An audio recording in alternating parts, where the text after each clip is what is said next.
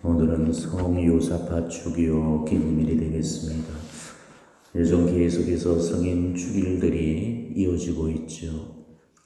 오늘 주기를 맞는 성인은 우리가 다소 생소하게 들릴지도 모르겠습니다. 정확한 이름은 요사팟 쿤트세비치 성인이셔요.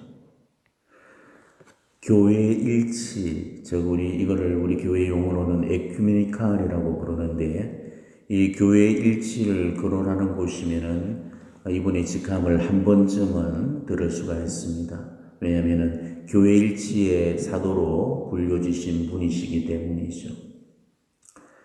요사팟 성인은 대주교님이셨고 또 수도자이셨고, 그리고 당시 인생의 마지막은 순교로 생을 마감하셨던 분이셨습니다.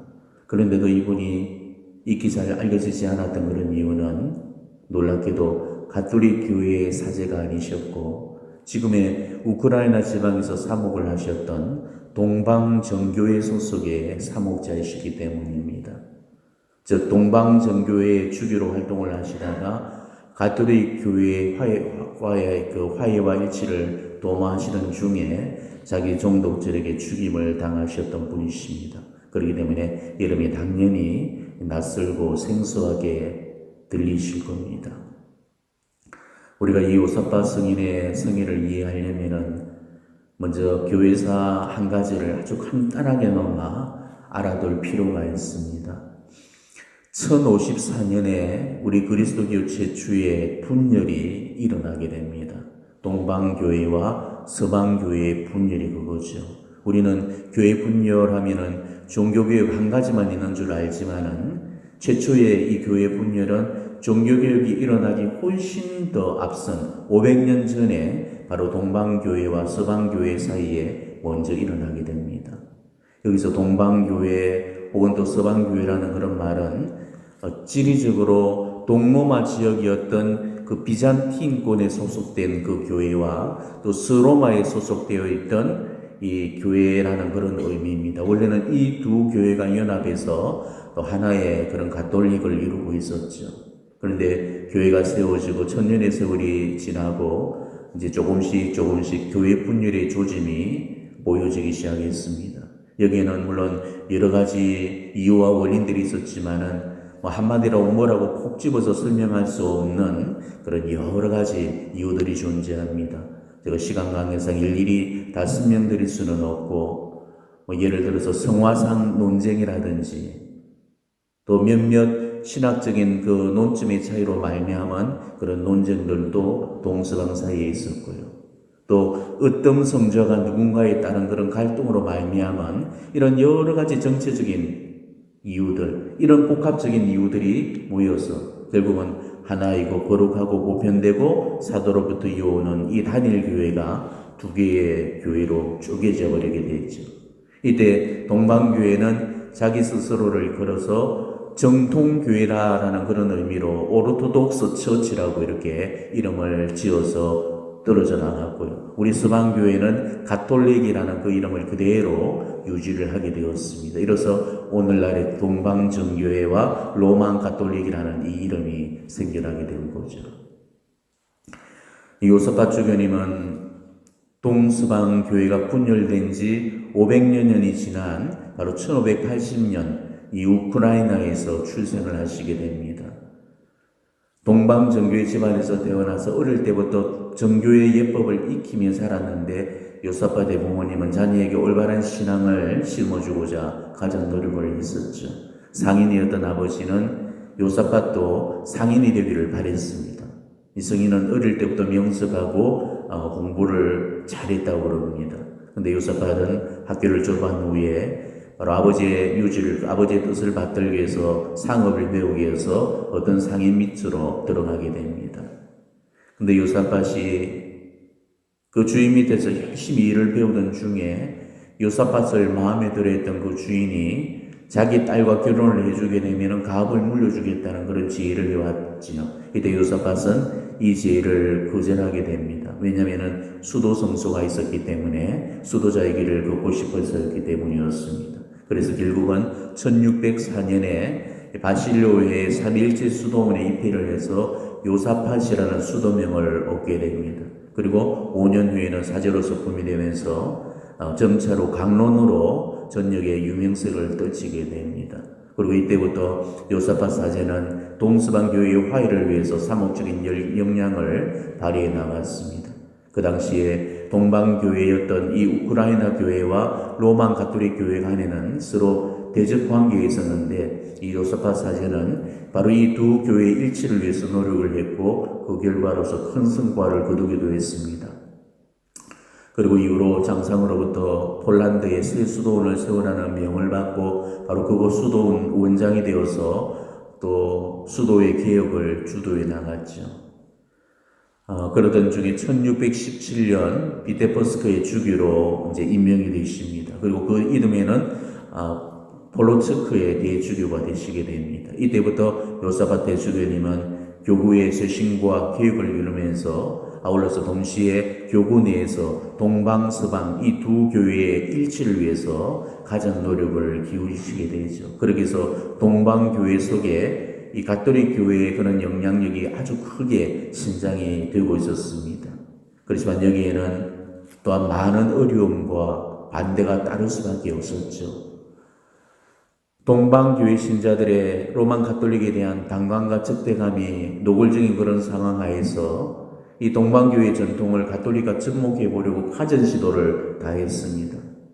이 요사팟 주교님의 그런 사목적인 열성, 또 영혼을 보살피는 목자로서의 그 삶에 점차로 강화를 받은 그런 신자들은 점점 이 대주교님을 신임하면서 따르기 시작했고, 그렇게 해서 많은 신자들이 주교님을 지지하게 되었죠. 그렇지만 어디든지 이 근본주의자들이 있기 마련입니다. 요사팟 주교님의 교회 일치 운동을 반대하면서 가톨릭 교회와의 일치를 거부했던 그런 사람들은 요사팟 주교님에 대해서 악의적인 소문을 퍼뜨리고 다녔습니다. 요사팟이 원래 요사팟 주교님이 동방교회 사제인데도 불구하고 동방교회 사제가 아니고 가톨릭 교회의 의용사제라면서 그의 말을 절대로 들어서는 안 된다면서 그렇게 거짓 선동을 이삼았죠. 그리고 급기야는 대립주교까지 추대를 하려고까지 했습니다. 이로 인해서 그 교구는 더욱더 큰 혼란에 빠져들게 되었고, 요사팟 주교님을 지지하는 그 지지자들과 이 반대자들 사이에는 긴장이 고조되었습니다. 이 반대자들의 광기는 날이 갈수록 더해가서 주교님을 살해하려는 그런 노골적인 위협들이 도사리고 있었죠. 하지만 살해 위협에도 아랑곳하지 않고 요사팟 대주교님은 교구 내의 사목순방을 감행을 했습니다. 그렇지만 결국 그 우려하던 일이 일어나고 말았죠. 사목 방문지로 가던 중에 광기에 미쳐 날뛰던 이 분리주의자들에 의해서 살해당하고 맙니다. 1620년 요사팟 성인이 대주교가 되신 지 만 2년이 되는 해였습니다. 가톨릭 교회와 대주교님을 정오하던 자들은 폭도로 변해서 흉기를 휘두르면서 이를 제지하던 그런 지지자들을 닥치는 대로 죽였고, 또 요사팟 대주님께로 몰려왔죠. 대주교님을 필사적으로 이 호위하던 신자들은 그 폭도들의 칼에 맞아 쓰러지기도 하고 많은 사람들이 목숨을 잃었습니다. 이때 대주교님은 성당에서 기도를 마치시고 사제관으로 들어가시려던 참이었는데 이 비참한 모습을 목도하시고는 그들에게 말했습니다. 형제들이여, 당신들은 어찌하여 아무 죄도 없는 무고한 사람들을 죽이려는가? 내게 불만이 있으면 나만 상대하면 되지 않는가? 나는 결코 도망가거나 숨지 않을 것일세. 이 말씀을 들었던 폭도들이 잠시 멈칫하는가 싶더니 이내 다시 요사팟 대주교님에게 달려들었고, 또 폭도들에게 둘러싸였던 주교님은 피 굶주린 그 박해자들을 향해서 마지막 일성을 날리셨죠. 시민 여러분, 여러분은 내가 죽기만을 바라고 있습니다. 거리에서, 다리 위에서, 고속도로에서, 그리고 시장에서 모든 곳에서 나를 공격하고 있습니다. 나는 목자로서 여러분과 함께 있으며 여러분을 위해 기꺼이 내 목숨을 내어놓게 될 때 나는 행복할 것이라는 사실을 알아야만 합니다. 나는 성 베드로와 그의 후계자인 교황의 수익권을 위해, 또한 거룩한 교회의 일치를 위해 죽을 준비가 되어 있습니다. 이 말이 끝나기가 무섭게 북도들은 가진 무기들을 다 써서 이 하느님의 사람한테 무참한 폭력을 가하게 됩니다. 몽둥이로 때리고 도끼로 찢고 창으로 찌른 후에 마침내 총을 쏘아서 마지막 숨통을 끊어놓고 말았죠. 여호사밧 주군님은 숨이 끊어지는 순간에도 손을 들어서 십자가를 그어서 강복을 하셨고 원수들의 죄 사함을 청하는 기도를 마지막 기도로 바치셨다고 그럽니다. 북도들은 그 주기님의 시신을 다비나 강에 빠뜨려서 그냥 없애버리고 수장을 시켜버렸죠. 그런데 신기하게도 그로부터 5년이 지난 후에 여호사밧 승인의 시신이 조금도 부패하지 않은 채로 떠오르게 됩니다.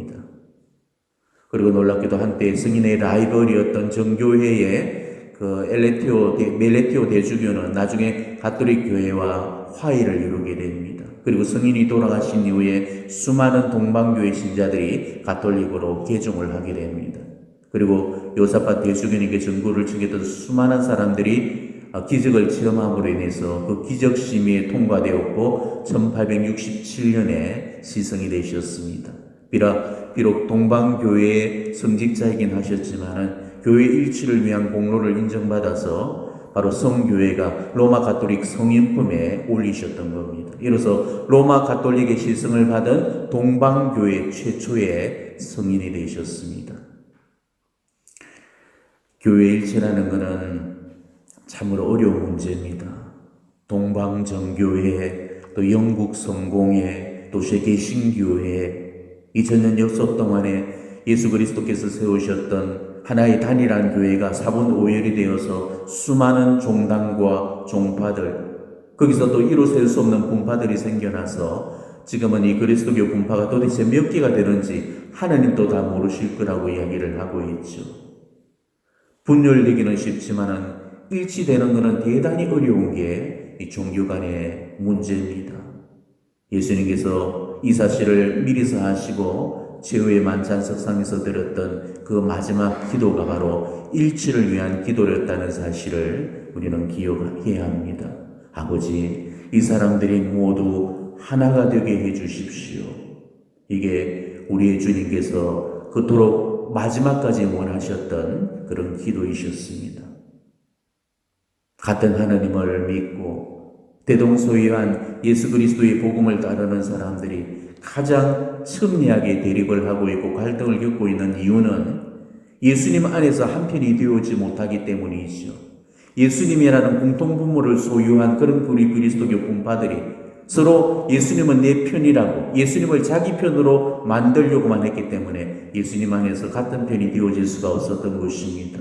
우리는 그 누구의 편도 아닙니다. 만약에 우리한테 편이 있다면 그거는 예수님이 내 편이 아니고 내가 예수님의 편인 거고 우리는 그렇게 예수님 안에서 한 편을 이룰 수가 있는 것입니다. 우리 모두가 예수님 안에서 한 편을 이룰 때 동방교회도 서방교회도 가톨릭도 개신교도 바로 예수님 안에서 반드시 하나를 이룰 그런 날이 오리라 믿습니다. 여호사밧 주교님은 지상에서 마찬가지로 저 천국에서도 우리 찢어진 우리 교회를 위해서 전구를 해 주실 겁니다. 인간의 이기심과 교만으로 찢겨난 이 교회가 다시금 하나이고 거룩하고 공본되며 정말 사도로부터 이오는 하나님의 참된 교회가 되어질 수 있도록 빌어주실 겁니다.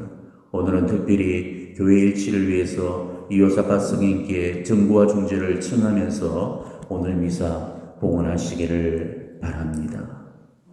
아멘.